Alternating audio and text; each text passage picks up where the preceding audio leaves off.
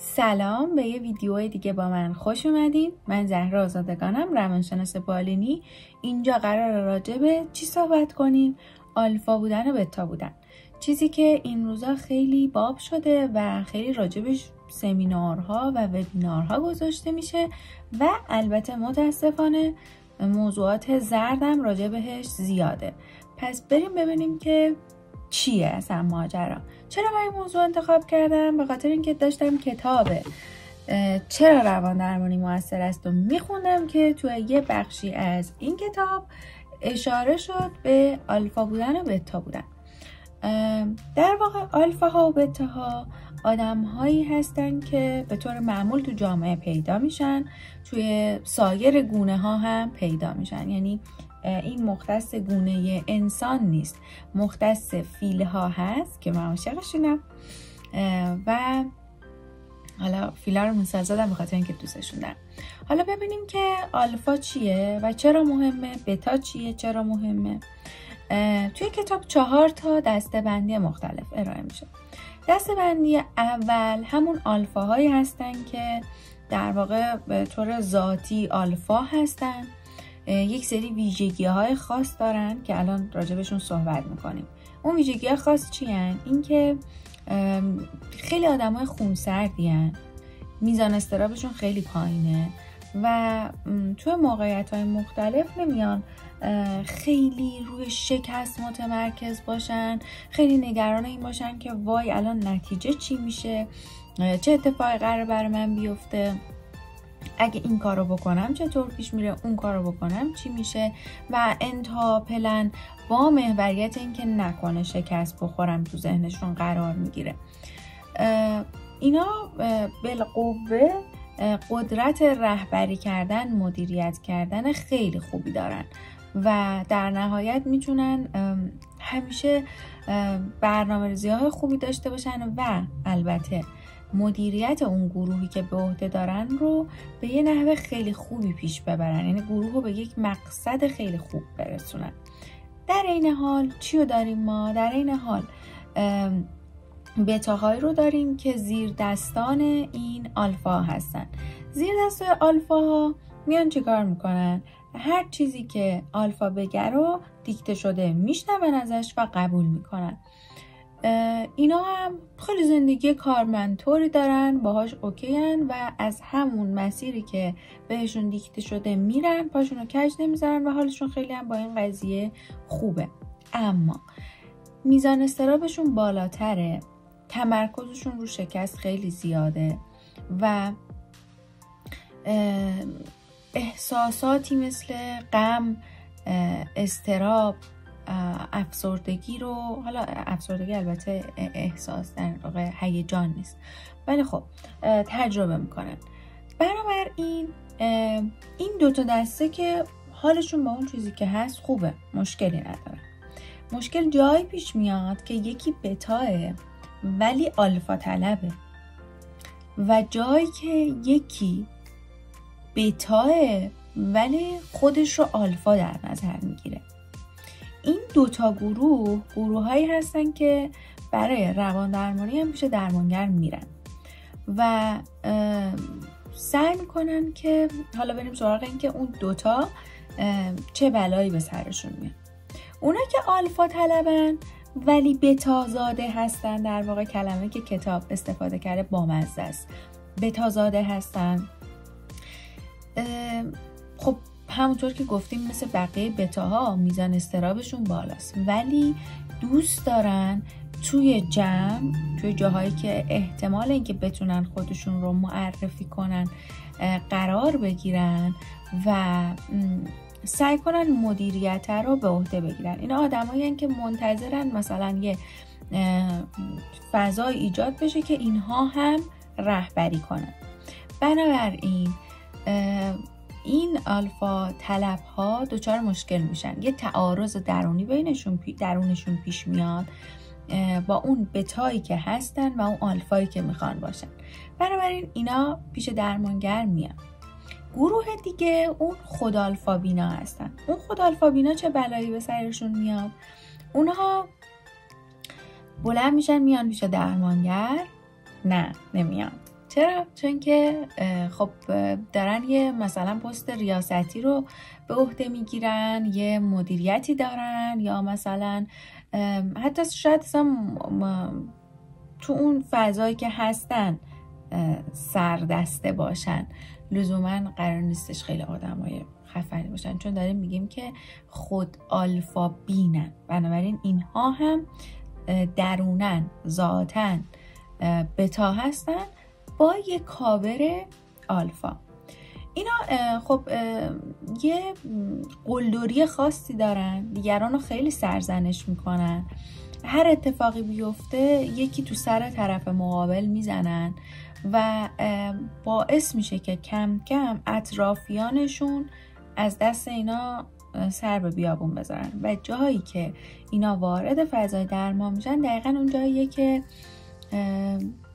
دارن با اطرافیانشون به مشکل میخورن و اطرافیانشون اصرار میکنن برو پیش روانشناس. خب پس تا اینجا این 4 تا دسته‌بندی رو داشتیم.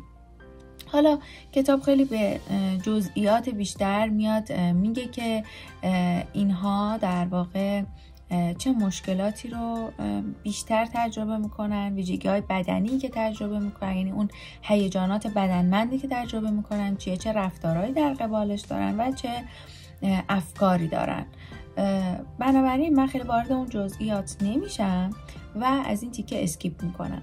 حالا میخوایم ببینیم که اوکی اینا میخوان به هر حال اگر که آلفا و بتا هستن اون 2 دسته اول که هیچی، ولی اگر اون خود آلفا بین ها و اون آلفا طلب ها میخوان به یه فضای درستی وارد بشن که واقعا آلفا باشن، باید چی کار کنن؟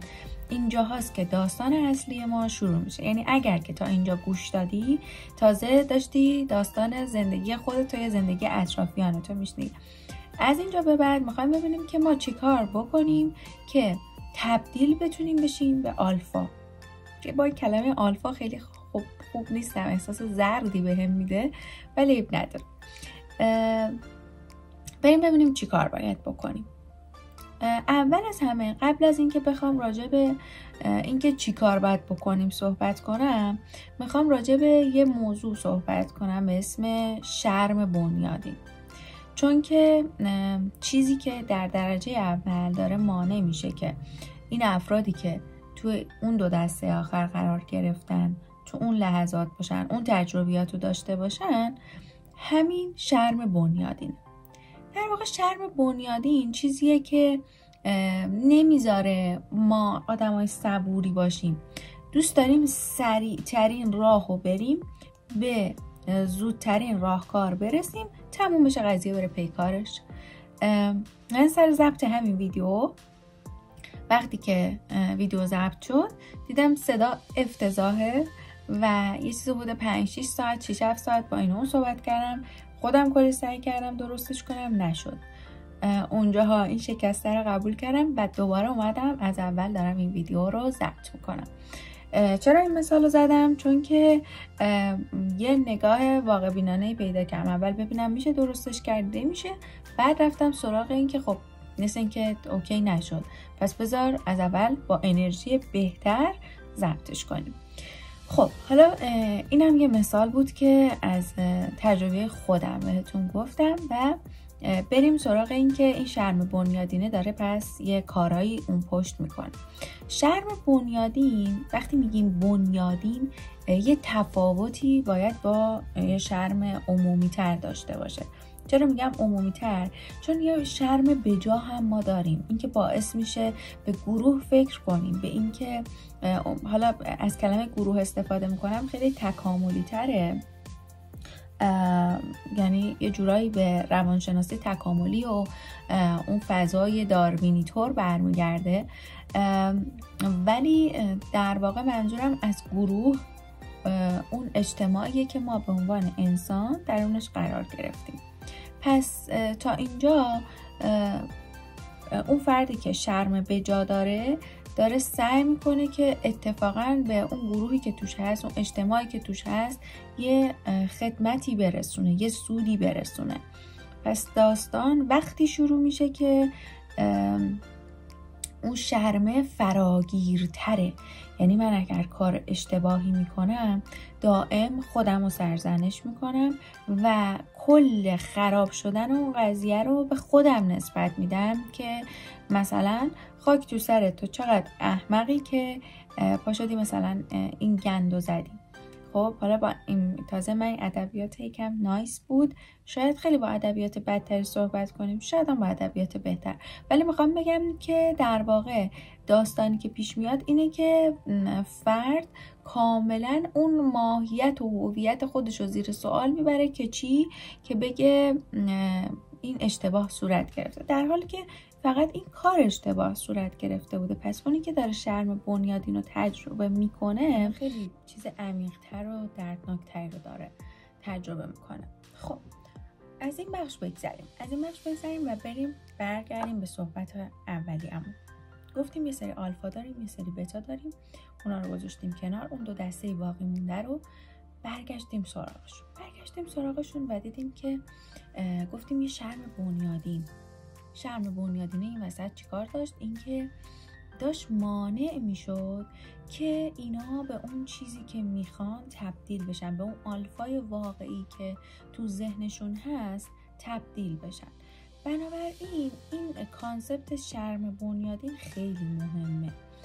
حتی یک کتاب هست، من اگر خیلی به شرم علاقمندین توصیه میکنم بهتون بخونین، کتاب شرمکاوی، اون هم از همین نشریه بینش نوعه. اونجا خیلی عمیق و طولانی راجع به اینکه شرم بجا چطوره، شرم بنیادین چطوره صحبت میکنه. کتاب میگه که افرادی که شرم بنیادین دارن و در واقع حالا بتاها هستن، خیلی انگار که اصلا به دنیا اومدن که اون حالت آزمایشی رو داشته باشن. منظور از آزمایشی چیه؟ این که انگار اون کارمنده که میاد یه جا استخدام بشه، بهش میگن یه هفته مثلا یه ماه آزمایشی کار کن ببینیم چطوریه. حتی وقتی که توی کارشون هستن و استخدام شدن، اون احساس آزمایشی بودنه رو دارن. خب به این موضوع اشاره میکنه و موضوع جالبیه به نظر من. حالا بریم سراغ این که 3 مسیر اصلی که کتاب ترسیم میکنه برای ما چیه. ما ممکنه که فکر کنیم با خودمون اوکی این کتابه در مورد روان درمانیه، من اون تیکه هایش که قشنگه رو دارم جدا میکنم، ولی من قبول دارم که به عنوان یک درمانگر خوب ما از یه روانشناس واقعا تو این مسیر کمک بگیریم.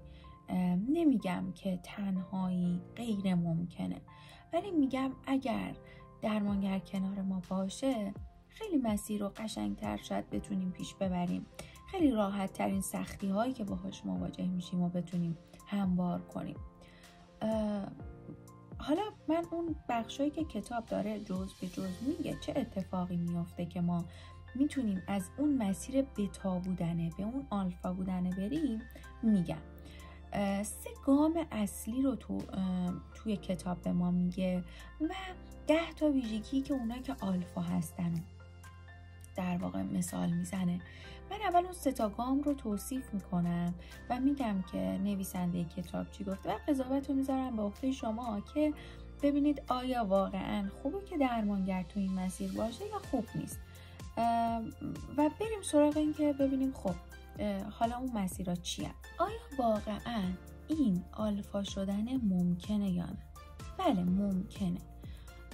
و اینجا اون تیکه کلیدیه که من میگم درمانگر میتونه کمک کنه، چون قراره که ما سیستم عصبی روانمون رو بیایم و دوباره ریوایر کنیم، دوباره سیمپیچیش رو عوض کنیم. پس اینجا وجود اون درمانگر کمک میکنه. ولی خطوط کلی چیه؟ گام اول اینه که مراجع ما یا حالا افراد بیان و اون مسیری که میخوان رو در واقع هدفهایی که دارن رو برنامه ریزی کنن. و برای این برنامه ریزی ما چی کار میکنیم؟ یک تصویر از اون آلفایی که دوست داریم تبدیل بشیم بهش، یا اون ویژگی های آلفاگونه‌ای که تو ذهنمونه میایم برای خودمون یا مراجعمون ترسیم میکنیم و ازش میخوایم که بیاد دیدگاه خودش رو واکاوی کنه به همراه ما، ببینه اگر که بخواد کاری بکنه اون کارا چیا هستن و رفته رفته اون رفتارای بتاگونه‌ای که بود، اون هیجاناتی که درونش بود رو، اون احساساتی که داشت تجربه میکرد رو همسو میکنیم با اون اهدافی که داره. خیلی کار سختیه به نظر من، چون که ما نمیتونیم با زور زدن احساساتمون رو عوض کنیم. بنابراین اینجا تنظیم هیجان خیلی کمک میکنه. اینکه ما بتونیم روی احساساتمون متمرکز بشیم خیلی کمک میکنه. حالا جلوتر تو اون 10 تا ویژگی میگم که چه ویژگی های درون اونا هست که کم کم بتونیم اکتسابشون کنیم درون اون آلفاها. و دومین چیزی که داره به ما میگه که هویت افراد در گروه اون داستانیه که از زندگیشون تعریف میکنن. بنابراین اگر که یک کسی داره به ما میگه که من آدمیم که تا اینجا شکست خوردم، از مثلا نمیدونم مامانم این مشکل رو کشیدم، از بابام این مشکل رو ایجاد شد برام و زندگیم به فنا رفت، که لیستی از بهانه ها داره، ما کم کم داریم این داستانه رو با کمک فضای درمان عوض میکنیم. قرار نیستش که خاطره فیک براش بسازیم، داستان فیک بسازیم، قرار داستان جدید ایجاد کنیم. پس بنابراین این نشه یه تریک که بخوایم باهاش خودمون رو گول بزنیم اگه داریم دست تنها این مسیر رو پیش میریم، یا بخوایم مراجعمون رو گول بزنیم اگر که دارید به عنوان یه روانشناس این ویدیو رو میبینید.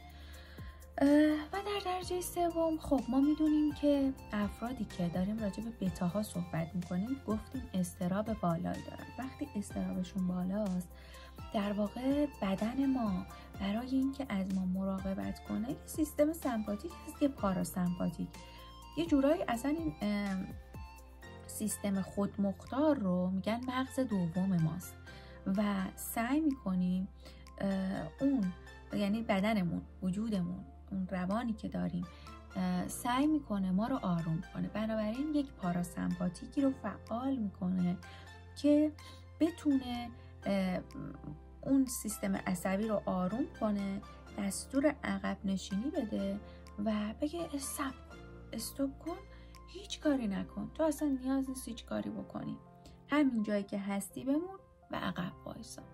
ما قراره توی این فرایند آلفا شدن این اضطرابه رو ببینیم، با وجود اینکه هست بریم سراغ این که یک مسیری رو شجاعانه طی کنیم. این به این معنی نیست اون ترس قرار قطع بشه ها، نه، اون ترسه هست، با وجود اون ترسه ما میریم تو دلش و انجامش میدیم و مراقبیم که این میزان ترسه به اندازه‌ای باشه که برای من قابل تحمله، نه یه چیزی که خیلی از تحمل من بالاست. اینجا باز درمانگر میتونه کمک کنه. چرا؟ چون یه وقتایی ما توانمندی خودمون رو اصلا نمیبینیم به خاطر آشفتگی زیاد، اضطراب زیادی که هست. شما در نظر بگیرید میخواید یه سخنرانی کنین یا تلفن رو بردارید و صحبت کنین تلفنی با یه نفر، ممکنه همونجا حمله عصبی بهتون دست بده، حمله وحشت زدگی در واقع بهتون دست بده، پنیک بشید و حالتون بد بشه. بنابراین ما قراره یک نوع شجاعت رو تجربه کنیم که با وجود اون ترسه، با وجود اون اضطرابه، آمیگدال ما کم کم یاد میگیره که میتونه از پسش بر بیاد، چون اینا یک سری خاطراتی هستن که توی روان ما حک شدن و یاد گرفتیم ما اینها رو. قراره ما یک مسیر یادگیری جدید رقم بزنیم، یک مسیر یادگیری که با تقلید کردن اون راهکارهایی که تو ذهنمونه مغزمون کم کم یاد بگیره که مسیرهای جایگزین رو بره. شاید بگین تقلید کردن که کار ما نیست، تو ذهن آمد کار میمونه، کار ما نیست و ما برای چی تقلید کنیم؟ ولی نه، یادگیری قدم اولش تقلیده. شما نگاه کنید که اولین باری که میرید کلاس یوگا یا کلاس هر ورزشی رو شرکت میکنید، اول شکل درست حرکت رو میبینید و بر اساس اون تقلید میکنین از مربیتون. رفته رفته اینا تو بدن شما میشینه. اگه بار اول که تمرین کردی این تمرین غلط انجام شده بود، تصویر غلطی دیده بودی و درست انجامش نداده بودی، خشت اولو کج گذاشتی و اشتباه میری. حالا برای درست کردنش باید دوباره بری تو تقلید، انجامش بدی، تقلید کنی تا درست اون مسیر درسته تو بدنت بشینه. روانمون هم همینه دیگه. روانمون هم اول میاد تقلید میکنه و در واقع این راه تقلید یه مسیر مستقیمی به تخیلات ما و این جریان طبیعی مغزه. حالا رفته رفته میاد و با تمرینایی که داشته نوآوری ایجاد میکنه. این اون مسیریه که در واقع قرار طی بشه. پس این 3 گام اصلیه که قرار به عنوان رفتن از سمت بتا به سمت آلفا طی کنیم. حالا میاد کتاب چند تا ویژگی دیگه معرفی میکنه و میگه که کسایی که آلفا هستن این ویژگی ها رو دارن و ما اگه قرار از بتا تبدیل بشیم به آلفا، این ویژگی ها باید کم کم درونمون به وجود بیاد. بازم اشاره میکنم کتابیه که داره میگه چرا روان درمانی موثره.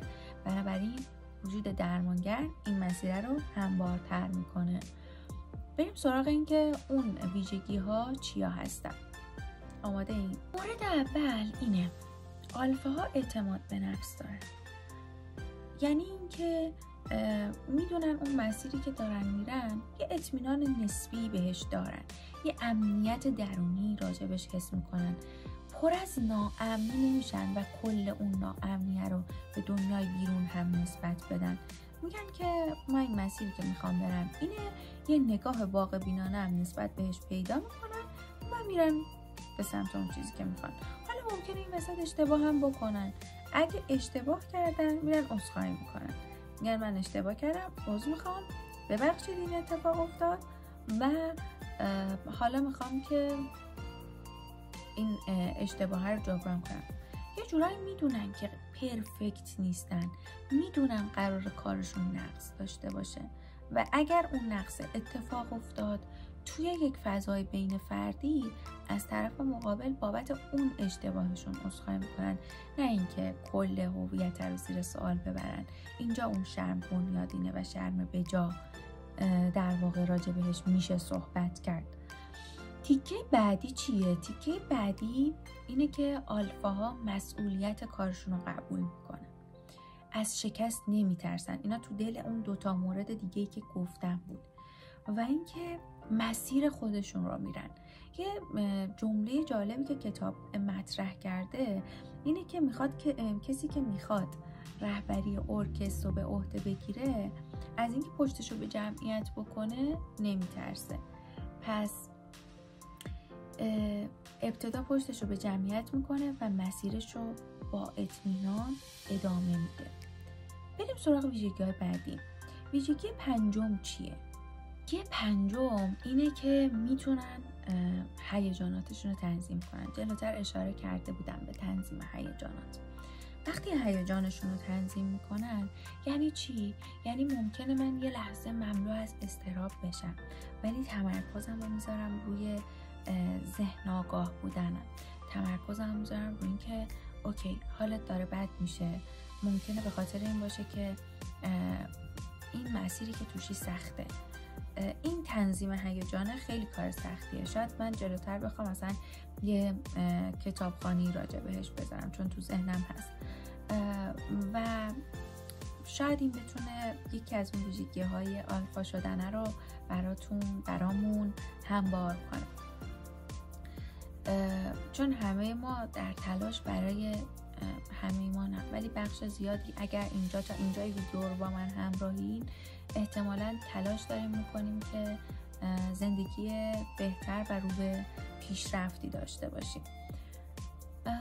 مسیر بعدی، قدم بعدی چیه؟ اینکه آلفاها هدفمندن، برای اهدافشون برنامه‌ریزی میکنن و اون برنامه‌ریزی که میکنن پشتش نفع گروه هم رقم میخوره، چون که مسیرهایی رو میرن که نوآوری هم توش هست. در واقع آدمای حرفه‌ای هستن، لزوما یه شخصی نیستن که شاغله و داره یه کار رو انجام میده، بلکه تو اون کار خیلی حرفه‌ای میشن و میتونن، این ویژگی خیلی مهمه، میتونن از چهارچوب خارج بشن، یعنی نیاز نیست حتما توی چهارچوب مشخصی قدم بردارن. و مورد هفتم اینه که قدرت واژه ها رو میدونن، یعنی نیاز نیستش مثلا حتما توی یه سریالی اینو میگفتش که نیاز نیست حتما یه تیکه آهن دست من باشه به عنوان اسلحه که بیام ازش استفاده کنم، بلکه میشه من با کلماتم از مسیری که میخوام پیش ببرم کمک بگیرم، مسیر رو هموار کنم. در واقع آلفاها میدونن کجا باید به حرف طرف مقابل گوش بدن، کجا سکوت کنن و کجا صحبت کنن. قدرت داستانگویی دارن، میتونن داستان بگن و میتونن داستان رو بشنون. کما اینکه اصلا گونه بشر این که به روان درمانی رسیده شاید برگرفته از همین قدرت داستانگویی و داستان سراییش بوده و این ویژگی که از ویژگی‌های خیلی مهمشونه، گفتگو کردن. این که من بدونم الان که دارم به حرف تو گوش میدم تو به چی نیاز داری، حتی اگه نمیدونم تو به چی نیاز داری، اگر هنوز به اون حد از شناخت نرسیدم یا الان نمیتونم حدس بزنم، ازت بپرسم تو الان چی نیاز داری، من چطور میتونم اون چیزی که تو میخوای رو برات ایجاد کنم. مثلا دوست داری بشنوم، دوست داری باهات غیبت کنم، یا دوست داری راهکار بگیری. که حالا بارها شده ما میریم مثلا به دوستامون یه چیزی میگیم و اونا میگه خب میرفتی این کارو میکردی. من یه چیزی رو همیشه توی جلسه ها به مراجعین خودم میگم ما خیلی وقتا میدونیم یه چیزی اشتباهه، ولی تا زمانی که بتونیم از پس اون اشتباه نکردنه بر بیایم و مسیر که برامون شاید کار کرده بیشتری داره رو به سمتش قدم برداریم، یه چیزیه که یه پروسه خیلی زمان بر میشه. بنابراین این به نظرم یکی از مهمترین بخشایی بود که راجع به آلفاها صحبت کردیم. بریم 3 مورد آخر ببینیم چی هست. آلفاها قبول میکنن آسیب پذیرن و در واقع میدونن بی‌نقص نیستن، میدونن توی یه حوزه های ضعف دارن. اینطور نیستن بگن من خوب مطلقم. اونی که میگه من خوب مطلقم اون خود آلفا بین است و ممکنه که بدونن خب توی این یه مهارت‌هایی دارن، اینجا مهارت‌های لازم رو ندارن، پس میتونن از یه نفر دیگه هم کنار خودشون کمک بگیرن. و بتاها در مقابل چی کار میکنن؟ به خاطر اون ناامنی درونی که دارن اغلب تمرکزشون رو اون نتیجه میذارن، زور میزنن بی‌نقص باشن، باز به خاطر اون ناامنی که درونشونه. و نتیجه چیه؟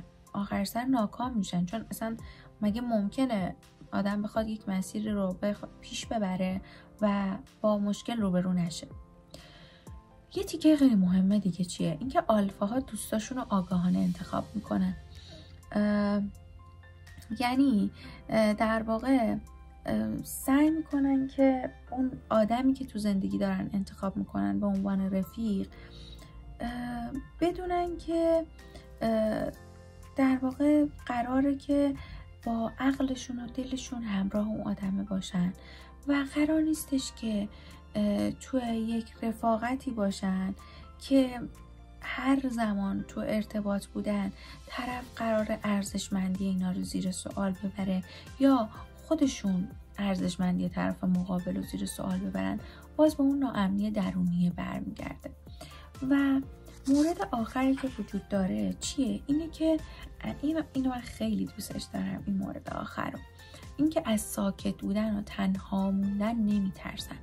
ما خیلی وقتا از ترس اینکه تنها باشیم میافتیم تو دل ارتباطات، روابط و چیزایی که اصلا برا ما نیست، اصلا کار نمیکنه واسه ما.